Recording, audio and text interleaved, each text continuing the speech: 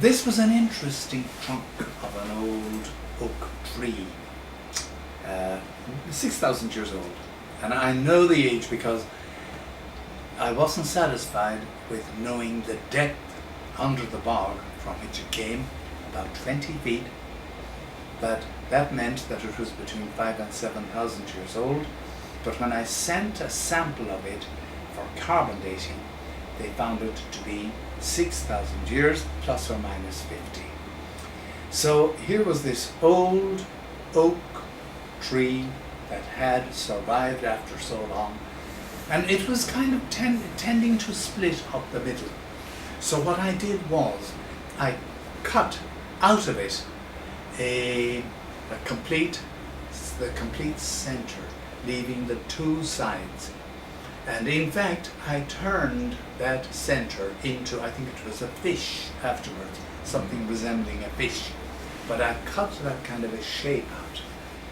And I thought it was nice without empty like that.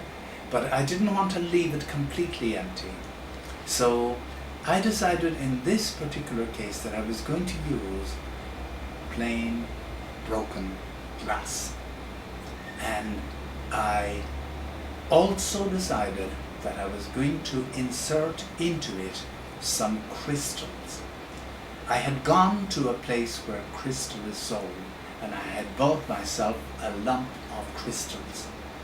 And first of all, I cleaned up the back of that. Sometimes at the back of the crystals you get a kind of what looks like an ordinary stone, and it is a very ordinary stone. Until you break it, you don't know that there are crystals inside. Of course, they come from particular places, particular formations. So I used a large lump of that crystal in the center of the tree trunk, and then filled it up on either side with the glass. I should have said that before I inserted the glass, I had finished the polishing, because it would be very, very difficult to polish after I had put in the glass. And of course the edges would be very broken. So there it was then. Now, in order to give it a kind of a Celtic feeling, because the bog oak is from Ireland, I used at the bottom a kind of an interlacing. Very often in Celtic design, you have every second strand going over and under and over and under. And when the whole piece is completed, then that process of going under and over must be also balanced. So I did that at the bottom.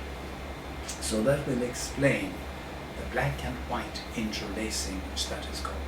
It was intended that the light should come at that from behind, and therefore it looks best against a window, where you can see the blackness of the oak and the lightness of the luminosity of the light coming through the glass and the crystal.